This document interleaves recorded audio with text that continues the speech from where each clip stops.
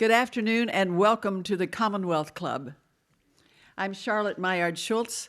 I'm a member of the Commonwealth Board and Governor and Chair of today's program, which will feature a wonderful conversation between journalist and former First Lady of California, Maria Shriver, and former Michigan Governor Jennifer Granholm. A small recap of Maria Shriver's big life that she shares so graciously and meaningful with all of us is really hard to put in a very short amount of words. She is first and foremost a dedicated and devoted mother of four, the loves of her life. Maria is over the top as a caring, loving, supportive, and loyal friend. I know because I am a recipient. In her spare time, when she is not giving wholeheartedly to her family and friends, here are some of the things that she does and has accomplished. Maria is an Emmy and Peabody Award-winning journalist and producer, a New York Times best-selling author, and an NBC News special anchor. She is, of course, a trailblazer for empowering women. And she is one of the nation's leading Alzheimer's advocates. Maria serves on many charitable boards, but one that is dear to her heart is Special Olympics. As you know, it was started by her lovely, wonderful mother, Eunice Shriver, and also on the board of Best Buddies. As First Lady of the state of California, she started a whirlwind of successful programs for social causes, among them addressing those in poverty, military families, working poor, the intellectually disabled, constructing playgrounds and community gardens in lower income areas, and so much more. The First Lady organized the Women's Conference attended by 30,000 women, with a few men that wanted to get in on the act. The event inspired, empowered, and educated women to be architects of change. Maria's best-selling books, and there are many, inspire hope, unity, compassion, equality, and love, calling on all of us to become our very best selves. Now, on the New York Times bestsellers is her new book, I've Been Thinking, Reflections, Prayers, and Meditations for a Meaningful Life. She shares wisdom, guidance, encouragement, and inspiration on the road to a meaningful life. This will be the focus of today's program. We're so pleased today to welcome here Jennifer Granholm, will be conducting the conversation, and with Maria. Jennifer is a former two-term governor of Michigan, a distinguished adjunct professor at the School of Law and the Goldman School of Public Policy at UC Berkeley, and of course, a senior political contributor for CNN. So now, please welcome Maria Shriver and Jennifer Granholm.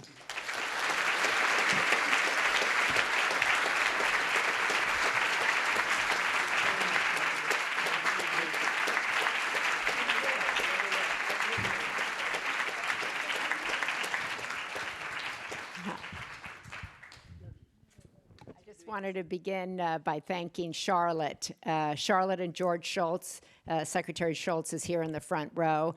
I'm so honored to call them both best friends. And they are my home away from home whenever I come to San Francisco. I have pajama parties at their house, and inevitably George brings me into some conversation about how I can do more to change the world, and meet with him about the nuclear arms race and all sorts of other light topics. And but they're both incredible public servants, both incredible human beings, and they are my relationship idols. They are so devoted to each other and so extraordinary. So when Charlotte asked me to do this, I said there isn't anything I wouldn't do for this woman and this man, and I'm just honored by their friendship, and we all owe them, as Americans, an incredible debt of service for their leadership. So thank you.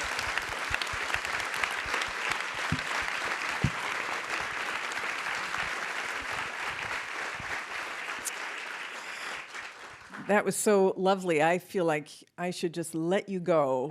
Right. So yeah, it's delightful to see you both, and very delightful to be with you. I love Jennifer and her husband. She was governor of Michigan when I was first lady. And so I was just telling her I'm such a fan of her, such an admirer of her leadership and her public service, and her husband's as well. And I was just telling her that our youngest son is now a sophomore at Michigan. So I'm kind of University an of honorary Michigan, go resident. blue. Go blue. Somebody else is a. I said, I'm going to come back and Wolverine. go to the University of Michigan. I've never met more people having more fun in my entire Well, that's life. not necessarily good, but But it's true. It's true. your And they're not youngest, all I'm glad 20, he's having a good too. you talk about. Whoa! I just flung my glasses. You don't need them, talk do you? about. I do need them. Oh, you do? You I talk believe- about him in here do. about saying goodbye to him as he's launching for college, which That's is true. so awesome. And by the way, it's not just on the bestseller list. Thank you so much. It is the #1 on the New York Times bestseller list. So, So that's very cool, because you'll get a chance to get your copies afterward, and she'll be down there to sign. But one of the threads that runs through this that's so powerful is your love for your kids. Yeah, And wow. it was just, I mean, as a mom of 3 myself, and Yeah. our kids are all the same age, and I thought for them, because you inscribe it to them as Right. well, that this is just such a gift, really, to them. And I'm wondering, from all of the great lessons that are in here, what is it the most that you want them to take away? well, I want them to live meaningful lives, and I want them to know that they're capable of that they're capable of not only having a great job, but also devoting themselves to some kind of service and purpose in their lives. I want them to be able to refer to some of the things I've written in here, and to think about the importance of family, to have some life of faith, to include their friends and keep opening their table, making it broader and broader when I talk about family. And I want them to stay connected, and I want them to understand the importance of prayer, reflection in their lives. Do they all have that sense of faith and of reflection? Well, I mean, Or I are they wouldn't say getting they're there? going to church all the time. No, there is, as I said, he's at Michigan, so his church is big, maybe a bar in good Ann Arbor. Catholic church But there. I think we all, I found myself when I was in college, I wasn't, and I went to a Catholic college. I went to Georgetown, and I was a minor in theology. But I think, your faith ebbs and flows, right? And but I think my older son is in a Bible group, and Really? yeah, which he started when he was at USC, and he goes once or twice a week, and so that's been a very important part of his life. His sisters either go with him or with me, but I think that the Catholic Church is challenged in sometimes keeping young people involved. So they But go. they with must me. love this Pope. They do like this Pope, yeah. They do like this Pope, but I think they're not sitting around talking about the Pope. And I talk a lot about the Pope, and my younger son came with me because I covered the Pope's induction. So he came with me, and he sat down with all the Jesuits. So he's more jazzed about it, perhaps, than the others are. But I think I talk to them a lot about having purpose in their life, and I talk to them a lot about that the people who have meaningful lives, feel the most content with their lives, the happiest with their lives, are people who have a broad definition of family, who have purpose in their life, who get up every day and are excited about moving the world in some direction and feel like they're here for a purpose. So I do hope that they'll take that away, really, from my talking, and really from looking at my life, their grandparents' life, their dad's life. Everybody that I think surrounds them has got something that they want to do in the world to make it better. So we're here on a day when all these young people are Right. marching Yeah. for gun safety, and this book is so it's a balm for the soul in many ways. And while the world, and especially this country, are raging, and people are angry or afraid, and you want them to have a purpose, how do you reconcile fighting for something and still being centered and peaceful? What advice? Well, I look at my parents, both whom got up every single day until the day they died and fought for something, and used their anger really to push the needle. And they both went to church every single day. They both prayed. They both had that kind of silence in the morning, and that was part of their routine. And then they got to the office and all hell broke loose. So I think, but it was never, I think under anger very often and rage is fear. And I think using your anger to change the world, like I'm angry that we haven't found a cure for Alzheimer's. I'm angry that researchers haven't focused on women. And so that gets me up and it gets me focused on trying to change that. But also, it's very important to me to have quiet in the morning, to have a form of meditation, and to try to direct myself from a place of calm and strength and not, unbridled anger. So is that your daily practice, is that you have a morning Absolutely. meditation? I have a morning prayer of gratitude while I'm still in my bed. And when my feet hit the floor, I'm also very conscious that I'm blessed to actually open my eyes and have my feet hit the floor, because a lot of people don't. And people younger than me don't. And so I'm very conscious of that. And then I do meditation, which I came to, I would say, later in life. I was a person who couldn't sit still. I was a person who really didn't have any calm inside. And I was talking about, trying to change the world. And my inner world was anxious. And so for me, meditation has been a way to calm myself and I think made me a better parent. When did you start doing meditation? I started about 8 years ago, 7 or 8 years ago. And it's now... It's made a huge difference. It's made a huge difference for me. And it's also a huge part of, like, when I go out and talk about brain health and things that benefit the brain, meditation is a huge component of that. But it's made me understand that, while we all kind of are raging up here or confused or anxious, and I think anxiety is at epic level proportions in our country, beneath all of that is our own voice, our own truth, our own sense of purpose, and getting in touch with that on a daily basis in the morning for me has been a revelation. It's you sound so much like my husband. I'm still at that raging phase. I want to be able to sleep at night. I mean, well, then you should do meditation. I know, right? So that's so true. And that's what he says all the time, but he's got his gratitude, he's got his rosary, he has his gratitude beads. He uses every, bead on the rosary for saying thank you. And in the morning he has a ritual where he, I don't interrupt him. I don't turn on CNN first thing, and he does his meditation, and he's always been a peaceful person, but for him it saves him. Well, I think if you look anger. at whether it's Martin Luther King or whether it's Gandhi, whether you look at this Pope who has certainly, I think, changed the conversation, and I have great admiration and respect for how he's using his voice. He's using it from a place of calm and strength and confidence. And I think people can hear you differently than when you're raging. Like when I turn on CNN, I literally am like this. Except for when I'm on. Except for when you're there. That's for sure. But I know, it's crazy though, right? Don't you feel like it's an insane time? And that's why something like this is just really necessary. Perhaps well, that's what why I have it's number found one. in traveling around the country is that people from all ages coming up to me talking about being in transition, talking about whether they're just getting out of college, I don't know what to do.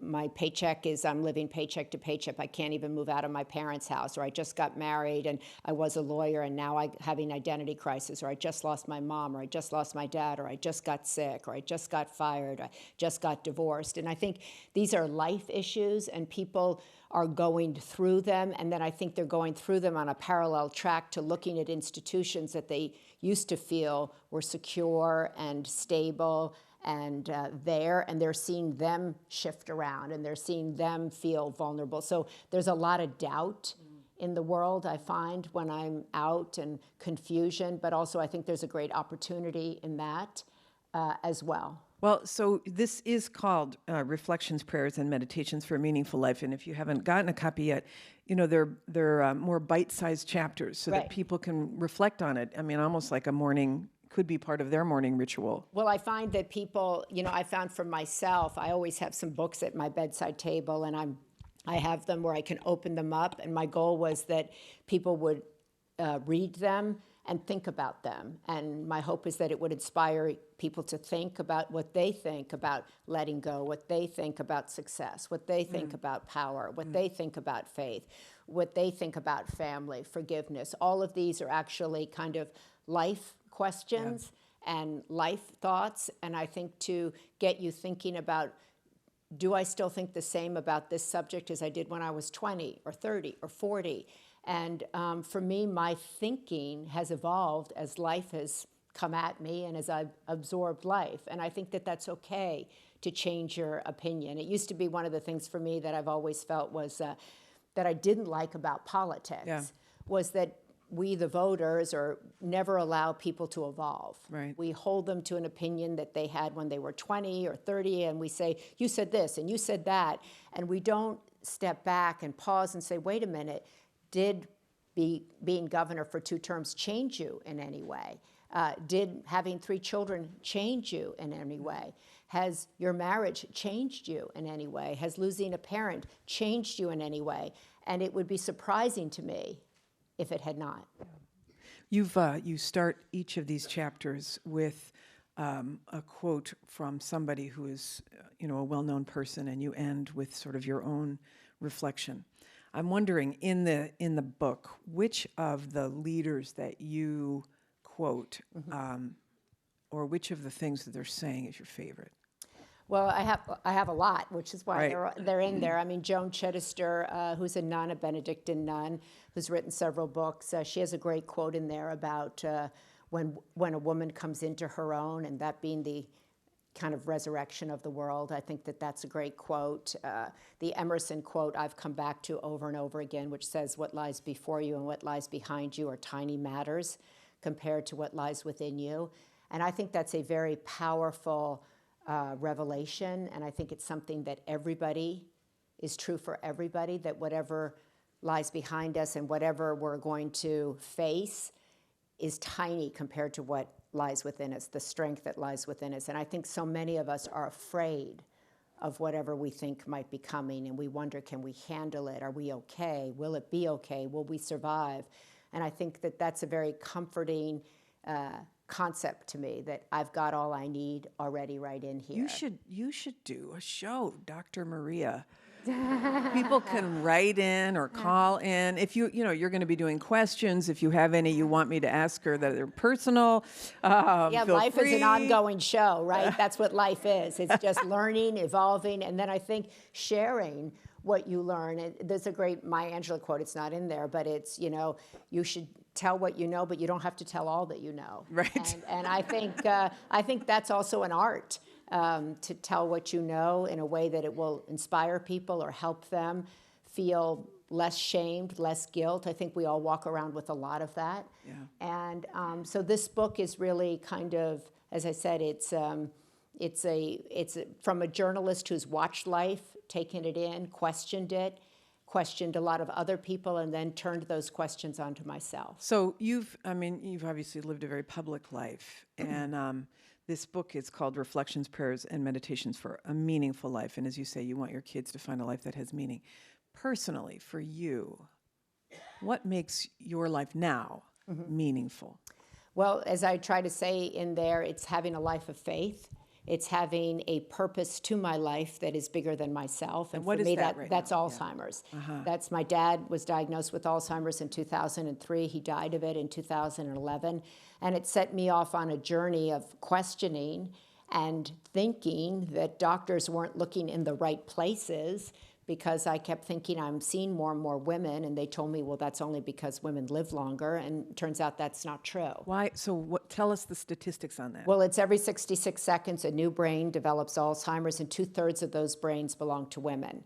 And that was from reporting that we that did. scares me. Yeah, it should. Does it scare you? Yeah, and it does. And it gets me up, and it gets me meditating. It's changed my diet. It's changed the people I surround myself with. Okay, what can we do not to get it?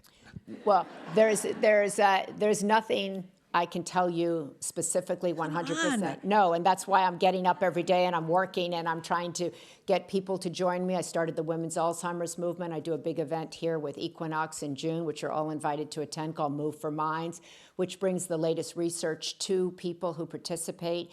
and also tells them what they can do to protect themselves as best as possible. But we need increased funding at NIH. I'm trying to fund myself research on women to try to understand what is happening in women's brains that's different from men, and why is it that this disease might discriminate against women. Is it hormonal? Is it tied to X chromosome? Is it the way women process inflammation? Is it the way we process stress? Is it actually, type 3 diabetes, as some people think? What is it? Why is it more dominant in Latino and African American communities? What is the right kind of exercise to be doing on a daily basis that rushes blood to the brain? And people, I don't think, understand that our brains begin to change at 25, and that Alzheimer's is in your brain for 20 years before it's symptomatic.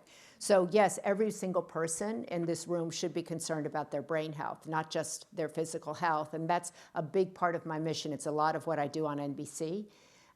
It's what keeps me focused. It's what keeps me, it's a mountain, and I have a vision to get there, and I try to get everybody to help me. And I think it's a really important subject. It's the most expensive disease in our country. It bankrupts families on a daily basis. And it's something I think that should be more front and center, because 2/3 of all the caregivers in our country are also women. Yeah. And I think this is a big political issue. It's a corporate issue. It's a personal issue, and it's a family issue. But there's all sorts of research that's happening out there on it. Is there, are there things that are in sort of final stages that are promising? Well, if you had asked me that 5 or 6, 7 years ago when I did a big HBO 5-part special on Alzheimer's, everybody told me the cure was in a tube somewhere in some lab. And I would be saying the same thing today. I think the cure is in a tube somewhere in some lab or in some data, but we don't have it. And so what we can do now is educate people, inform them, empower them, get them to become, political activists on this issue, get them to talk to their parents on this issue, encourage people to take cognitive baseline tests, get people to focus on what they're eating, and get to think not just about your heart health, but also your brain health, and to minimize stress, to increase meditation, to allow your brain to rest, increase sleep. So there is a lot more we know today than we did 5 years ago, but it's the, big disease that has confounded the best and the brightest. Oh, I know. My grandmother died of it also. Well, then you should be involved with me. I know. I'm obsessed with this. Then why aren't you helping me? An article. Hello? I'm here to help. Okay. There was an article in Time magazine last week where they talked about some drug that had worked on mice, and you could get it over the counter. There's a lot going on with ordered it. Mice, so but the problem is a lot of that doesn't go from mice to people. But we have 10,000 people turning 65 in this country every single day. And as I talked to one researcher, he said, my waiting room is filled with really fit 70-year-olds with no minds.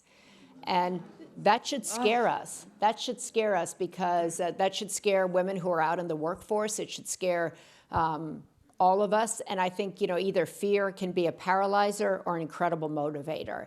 And I've experienced it in both ways. And it's much better to use it as a motivator than a paralyzer. Okay. I got great questions from y'all. And they kind of go all over the map. So, okay. Are you ready? Yep, I'm ready. This is from one of your Minerva recipients from here when you were First Lady. So it said, Maria, the women's conferences that you created as California's First Lady were so moving, powerful gatherings of people from so many walks of life. Would you do a similar forum again? I don't think so. I'm so sorry. I loved the women's conference. It was a great honor to do it and to preside over its growth. And it was one of those things where the last one, when I walked out onto the stage, it was like a drop the mic moment. It was, for me, I was like, it's not going to get any better than this. It's time. I'm out. And I feel like it really served its purpose. And now it's almost like, everybody's copied it. There's a lot of other conferences all over that people are doing. And I think it did what it was supposed to do, which was inspire so many other conferences to do the same thing. But nobody has done the Minervas. And they were a passion of mine. I was more proud of that than almost anything. These were awards that I started, and I named them after Minerva, who's on our state seal, obviously. And it was to acknowledge remarkable women with remarkable legacies. And I paired women who were well known with women who were not well known, and we funded some of their work and really tried to shine a light on the fact that, it has nothing to do with where you're born or how much money you have, but people every day are changing the world. And so we focused on extraordinary women who in this state who were changing this state and way beyond this state. And I was always, every year, so excited to find these women, profile these women, elevate these women, put them on the women's conference stage in front of, 20,000 people and see their work acknowledged. And which also told me that there's so many people that walk alongside us every day who are out there doing good work that we never focus on, shine a light on. And I try to do that a lot with my Sunday paper, which is a weekly newsletter where these columns appear every Sunday.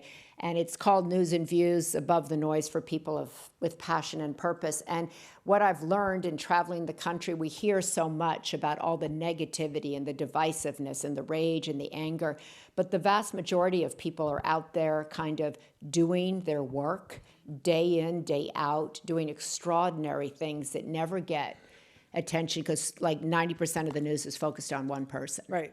Well, 98% of the news is focused on one person. and along those lines, your book is so timely because our country is so full of stress and negativity due to our crazy president. But what do you say to people who are ready to give up on this country and move away? Well, I don't think that. I think kind of running away from something is never, the answer, because then you're still running away with yourself.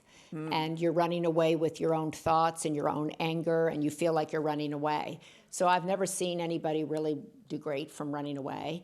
But I think that this is a great thing. So much of the country is awake in ways they never were awake. I have to say, our children pay attention to politics now in a way they never did. When their dad was governor, when I was first lady, when their uncles were running for president, they didn't care. Now they're like tracking the Supreme Court justice, they're tracking the special prosecutor, they're tracking the news, they're talking about it in a way that I'm myself am shocked. Yeah, it's so funny because my two oldest were like, "Get me away from politics." We lived it. Right. We don't want to be part of it. And now they are engaged in occupations with purpose. And the third one is all about just completely taking charge, and he's participating in all this anti-gun stuff and all that. But you're right. It's, this young generation, Gen X and Gen Z and the millennials are like. But I think it's exciting. I think, boomers can learn a lot from people in their 20s. People in their 20s can learn a lot from people who are boomers. Yeah. And I think that, I think it has awakened the electorate in a way that I hadn't seen really before. I think in the 60s, people were awake and they were hopeful. I think they're awake now and maybe more angry than hopeful.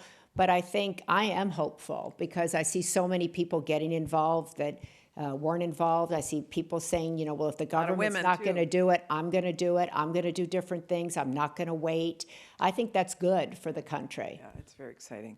Okay, so back to the book. Okay. How did your parents influence your approach to life? P.S. Really enjoyed your brother's book, A Good Man. Yeah, that's my brother Mark, who wrote a book about my father. My parents influenced every part of my life and still influence every part of my life. It seems I spend quite a bit of time working on their legacies. There's a big book coming out on my mom in the beginning of April called Eunice, the Kennedy Who Changed the World. And I'm really proud of that because I think, once again, she was a total architect of change, total change agent, total animal when she went out into the world. An animal. She was an animal, and she, everybody in this room, were she here, would be working for Special Olympics by the time this was over. So I learned a tremendous amount from her, but I think very often because she grew up in the family that she grew up in, and if she had been standing in a room next to her brother, a lot of the attention and focus would have gone to her brothers. And I think this book really sets the record straight on her voice, on her work, on her behind-the-scenes work, on her strategic political savviness, and I'm really proud that she's going to kind of get her due. But they influenced me a lot. They both were persistent. They never gave up. They lived extraordinary lives of faith. They raised 5 kids who are best friends today.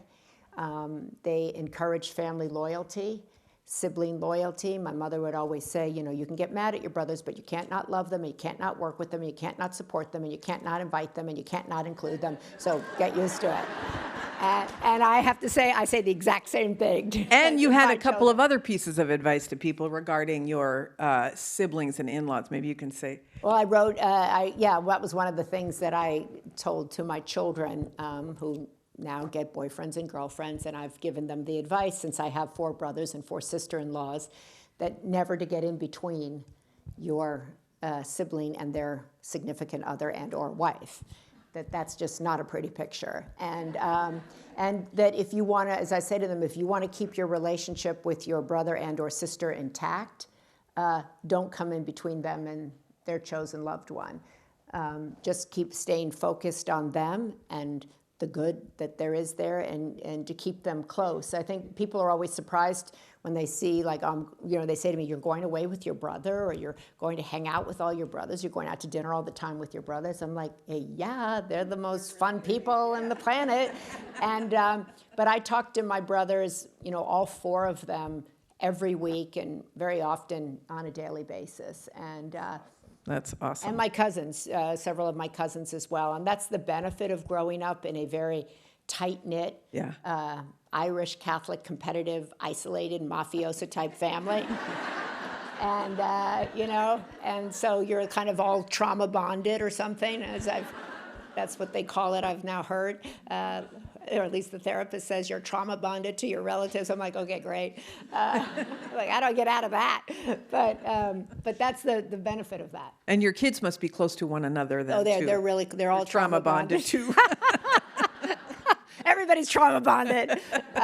No, they're very close, and I really believe in that. We take trips all the time together. We have family dinners on Sundays, and I really, I'm never happier than when I see the 4 of them go out together, hang out together. They're now at that age where they all keep the same friends, and they share friends, and they, include the other's friends, and that makes me feel more than anything accomplished. Yeah. So what advice can you, this is another question from the audience, what advice can you provide to a younger you who is still trying to find or discover meaningful and joyful life? This is from Tonga.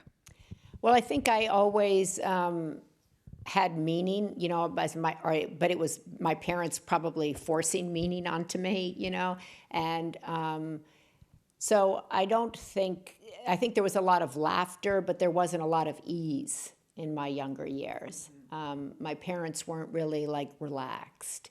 They weren't easy people. And that's okay.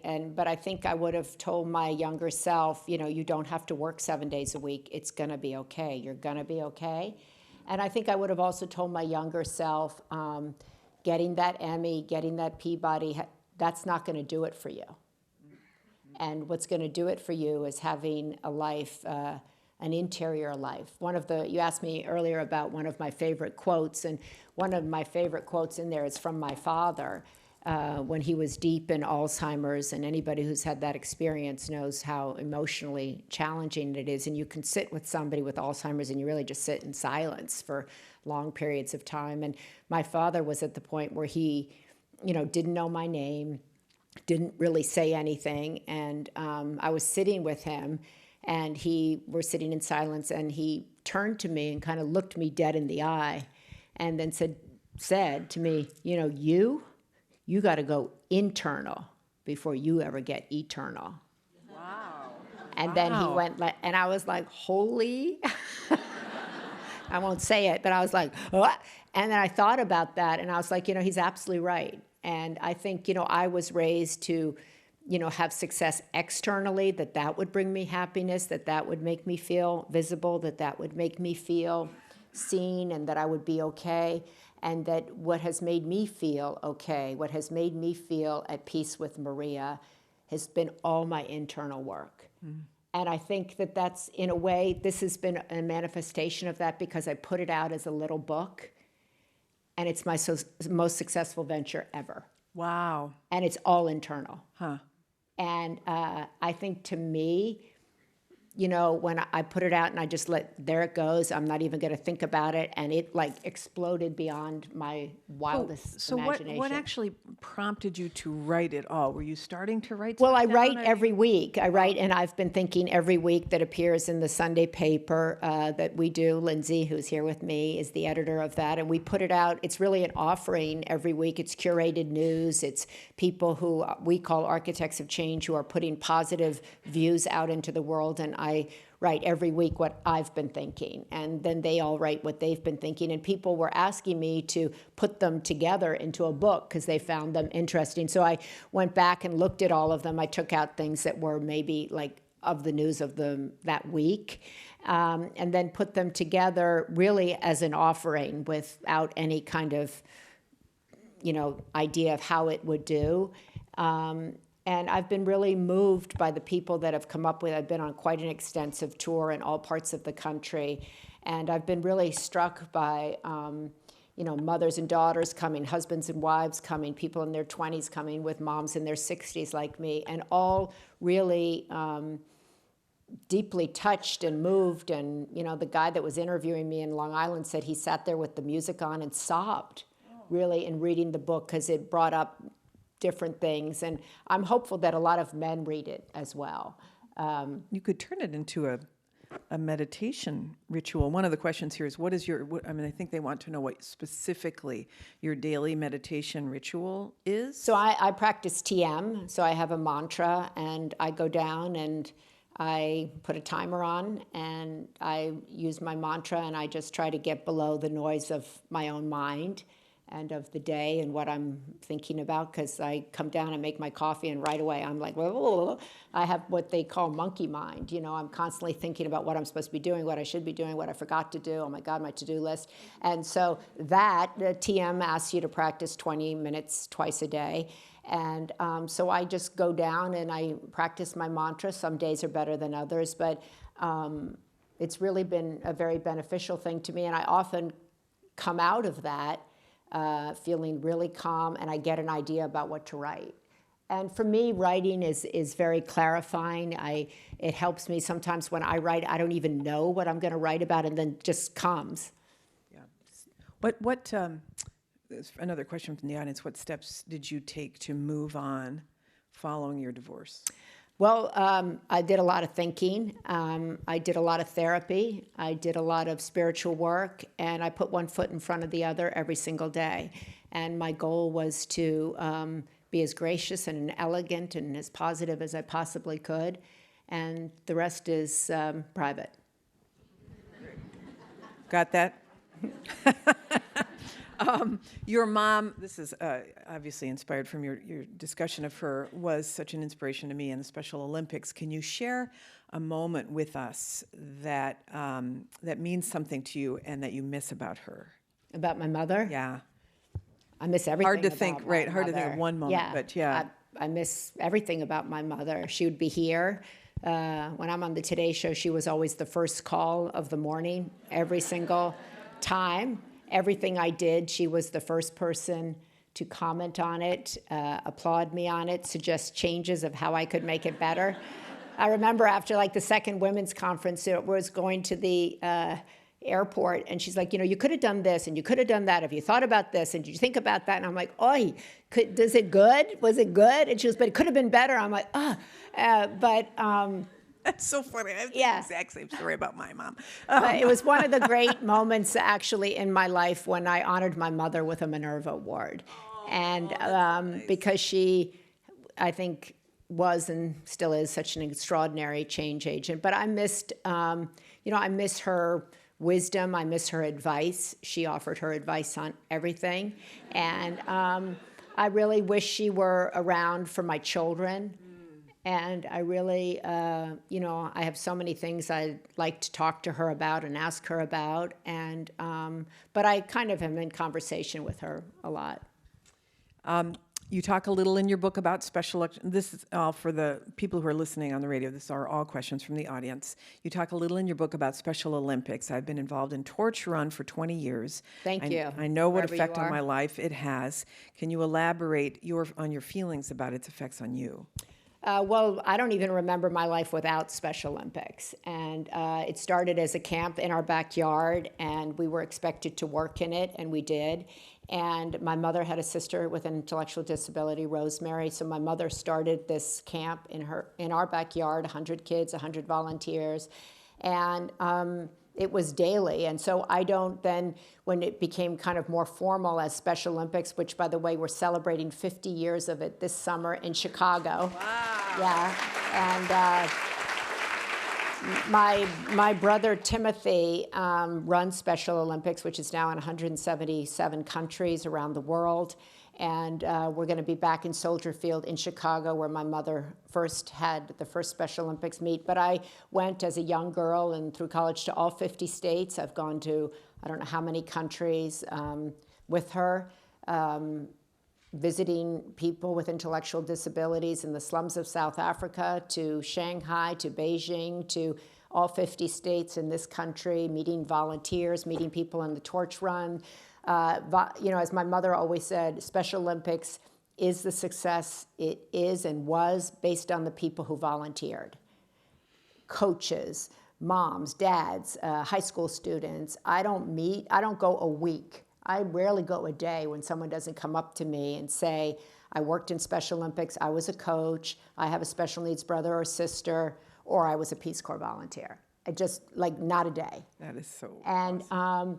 so, many times I used to be like, oh my God, what am I going to do? Like, oh, those are so big, right? It's so big. But when I stop and talk to people's stories and how those, whether it's the Torch Run, which has raised a fortune for Special Olympics over the years since it started, people have found ways to move the needle in their own ways. The Torch Runs was started out with, law enforcement, but the coaches, the volunteers, the mothers. I mean, it is unbelievable how Special Olympics was built and how it sustains itself today based on volunteerism. It's on TV right now, I think, or at least the ESPN has yes. done an incredible partnership with Special Olympics, and will do again this summer.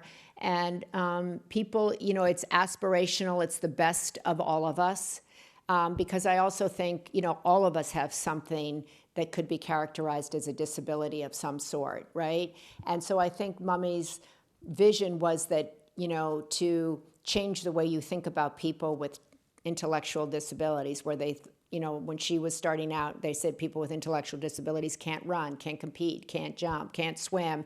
And she was like, I'm going to prove you wrong on every one of those levels. And I'm going to prove you wrong that they can't go to school, can't go to college, can't have a job. And so I think it continues to this day to change people's perceptions, because we're all judgmental really about something. And we're all like, wow, I didn't realize that. I didn't know that. And I think it continues to this day because, I think it forces you to open up your own perception and your own vision of what somebody with an intellectual disability can do, and then it should shift over to any other person as well. Mm-hmm. What was the best part and the worst part of being First Lady? The best part, there were so many best parts about it. And it was really the honor of a lifetime. And I made friends with people that I would never have known. I got to meet people that I never would have met. I got to build the Women's Conference, build so many programs. I was at a book signing in Phoenix, and two young women came up and said, we're Minerva Scholars. We went to college because of your work, and now we went on to become doctors, and it was like, wow. So it was really, I didn't really see a bad part to it. I learned a lot about the two-party system. I changed my registration after being First Lady to a declined estate, and I'm an independent, because I came to realize I was raised to think that Republicans were, the enemy.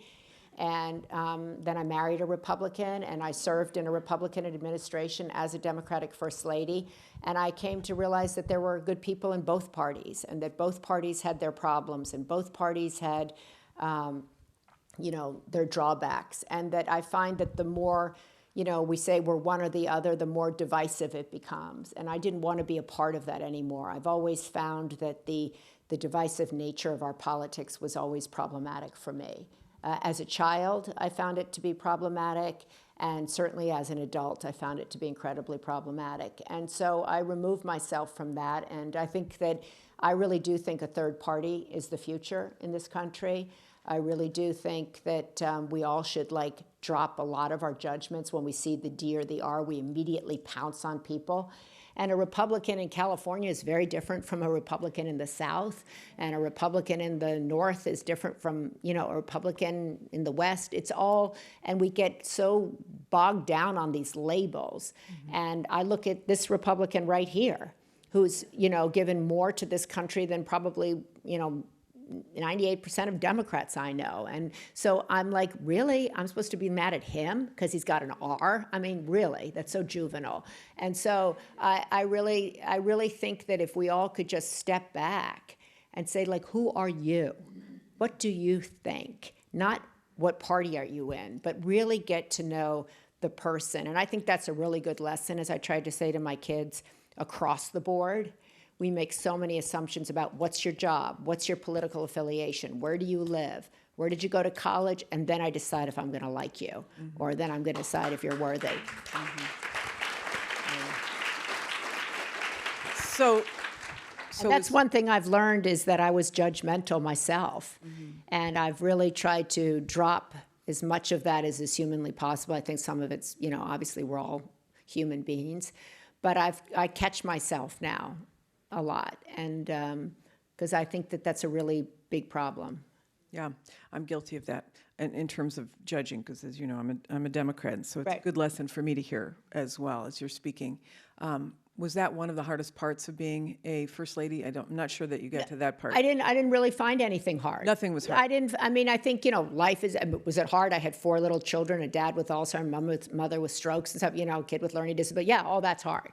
But, what's really hard is being a single mom and living paycheck to paycheck and raising 3 kids and working in an Alzheimer's home making $9.99. Mm-hmm. That's really hard. Mm-hmm. And so, I feel like I really had a great run as First Lady. I really enjoyed it. It was eye-opening. You could find anything that negative, but I don't really want to dwell on it. So, have you ever contemplated running?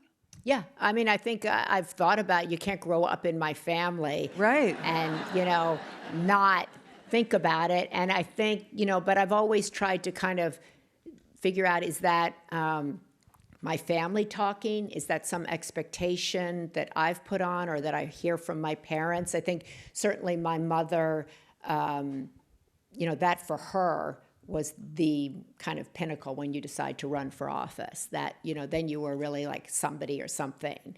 And so I played around with that, because everybody wants to be somebody or something to their parents, right? And if you know that your parent really wants people to run and that's cool for them, you think about it.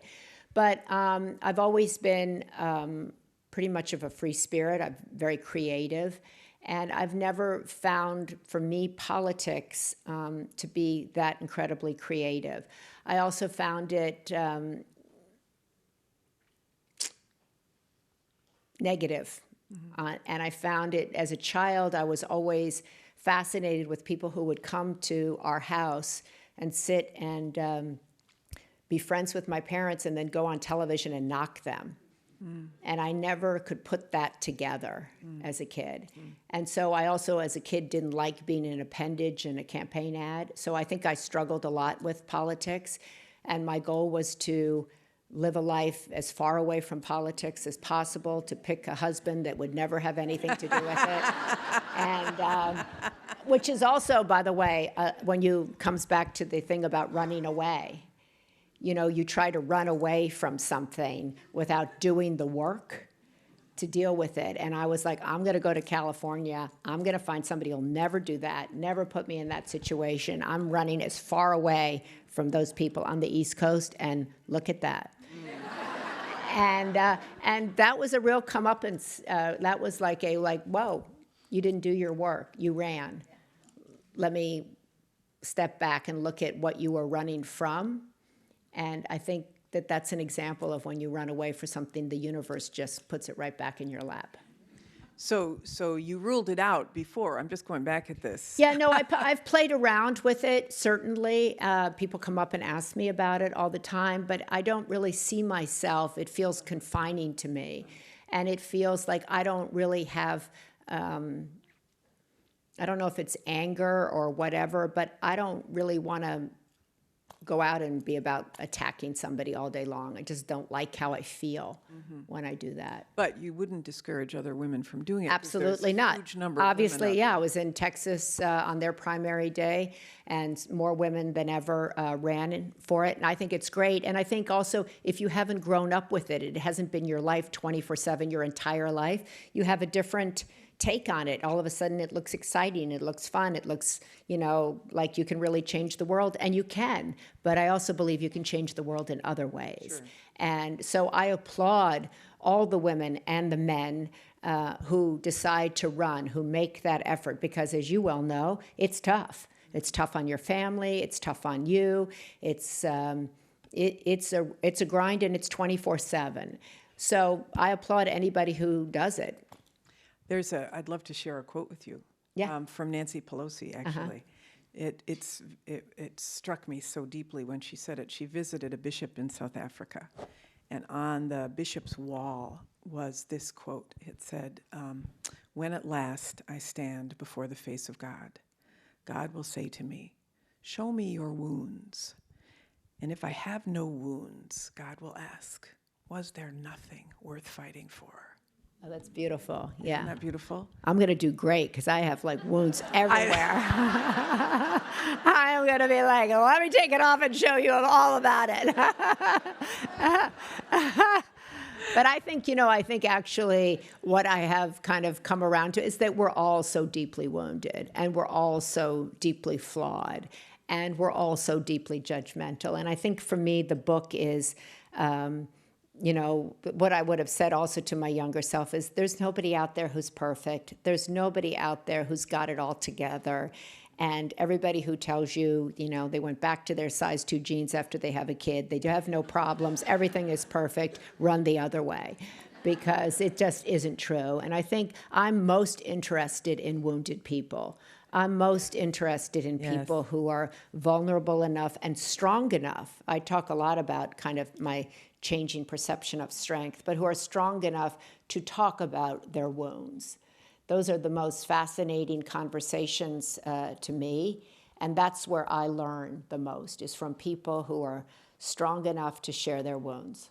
I think that's true now in an era where people are craving authenticity. Right. It's true for people even running for office, because politics has not rewarded failure in the past, but now I think a lot of young people are really craving authenticity. And so if you are a bit more open kimono with people, they appreciate it because it validates their experiences too. Yeah, and I think it gives you a chance to think and, think about your own wounds and think about, what your life has been like, and also it, I think, allows you to be less judgmental too. It brings around that going like, well, I've made these mistakes and I've fallen down and I've been flat on my back, and I have things in my own life that I'm not particularly proud about. Then someone else goes like, me too, I have this, I have that, and this is how I picked myself up, and this is what worked for me. And that's the exchange of information that opens people up. It's not like just noise, but it's real and it's practical and it's life-affirming and life-changing. Can you give any advice?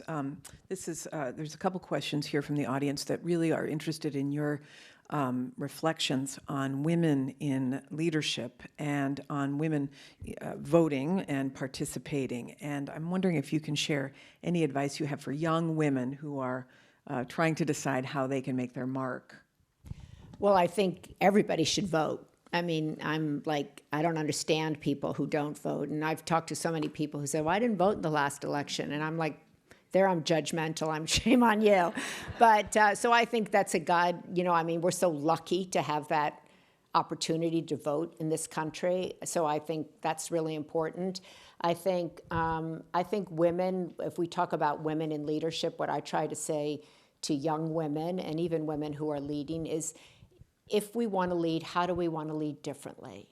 I think we're at a moment where people are talking a lot about what women can do, and my question is, what are we going to do that men didn't do?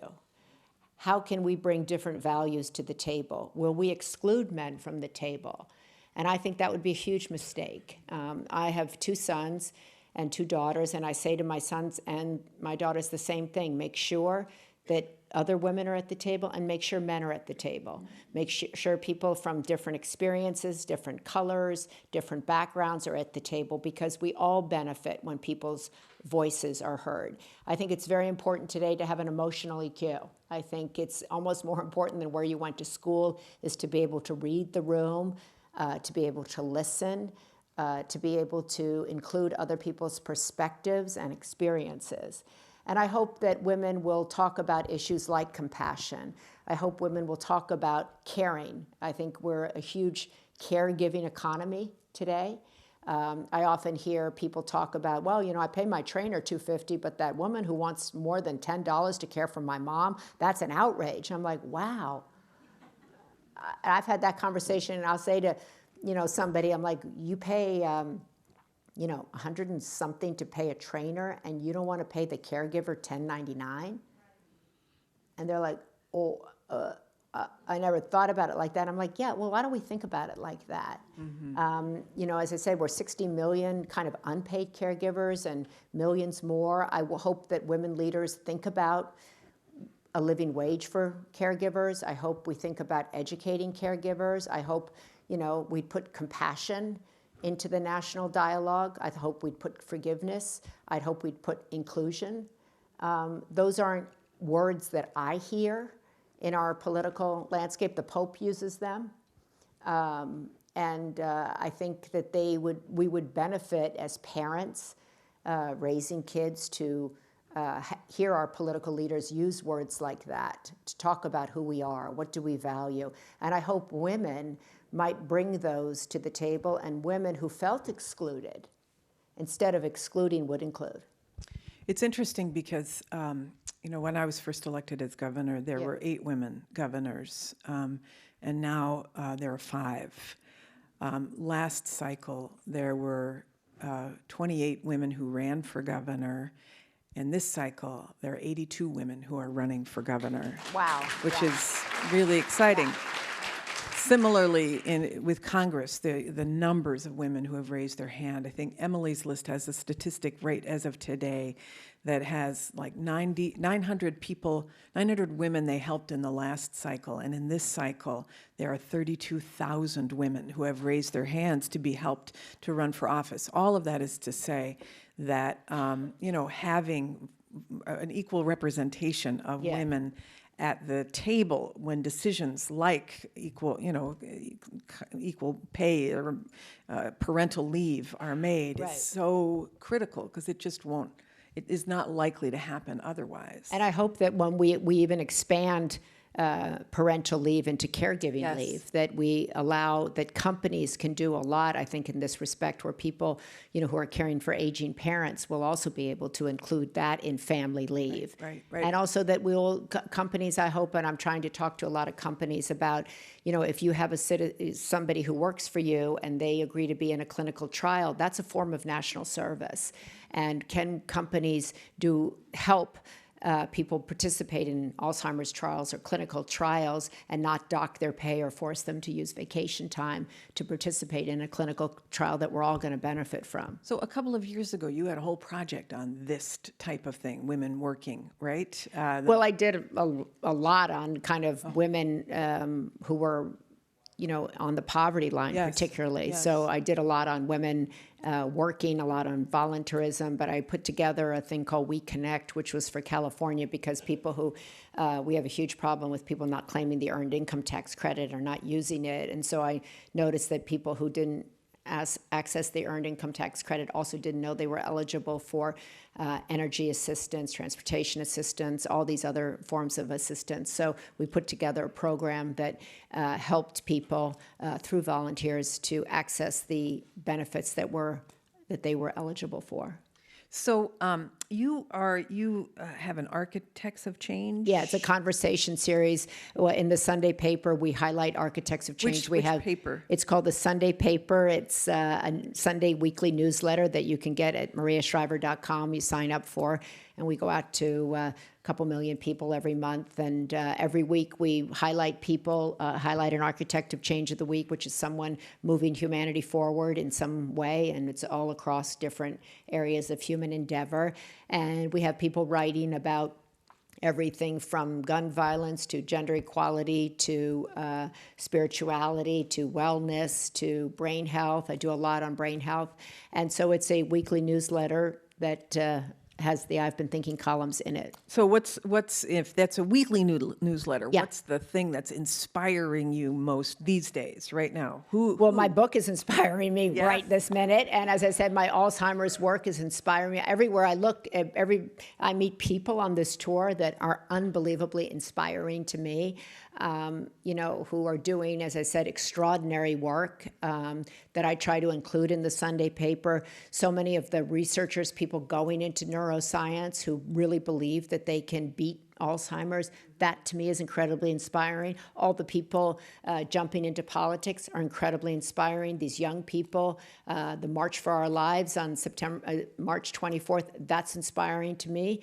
My daughter, Christina, who I worked with on a film that comes out on Netflix on Friday called Take Your Pills about the ADD, ADHD, Adderall epidemic in this country is inspiring to me. My other daughter, who's working on pet adoption and fostering and saving animals, is inspiring to me. My son, starring in a film, is inspiring to me. Wait, you've got all these films.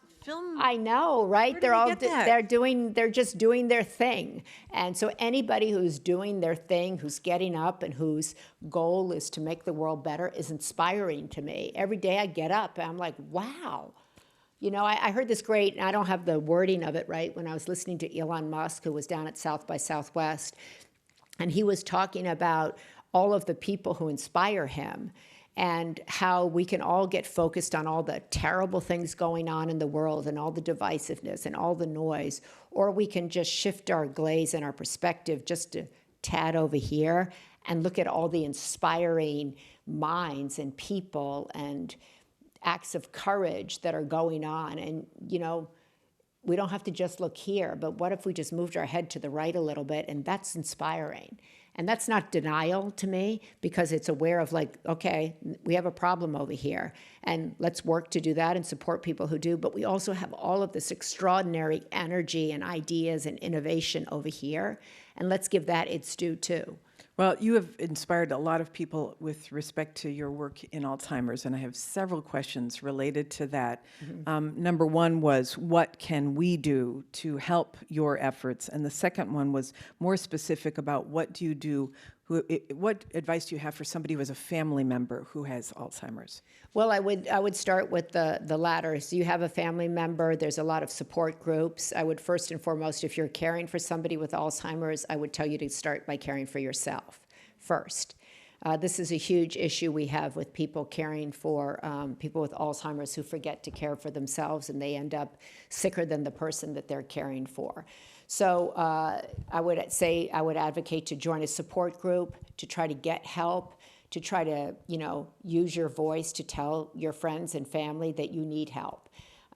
One thing that my brothers and I did when my dad got Alzheimer's and my mother started having strokes is that we instituted a weekly conference call that was on our schedule and that was just not movable, period. Everybody had to get on it, and everybody had to, change jobs. So, if one was on the ground, someone else had to be in charge of medication. Someone else had to take over, getting somebody to drive, someone else, like I was in charge of getting people to come in and visit with my father or have lunch with my father, and find a woman who would come in and play the piano for my father. If you're an only child, there are support groups that are out there that can help you. And there's a lot of kind of art therapy programs and music therapy programs and afternoon programs that are now available for people with Alzheimer's. And so that's what I would tell somebody who's in caregiving.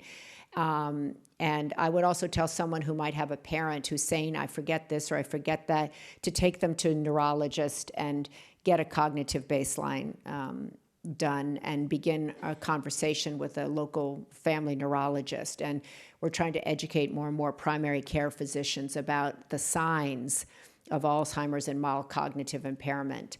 And I think, if you want to help me, that would be great. I have a women's Alzheimer's movement which is focused on educating people, getting people to pass along the information, raising funds for gender-based research, and building a community of people who are out there on a day-to-day basis, supporting one another, educating people, and raising money.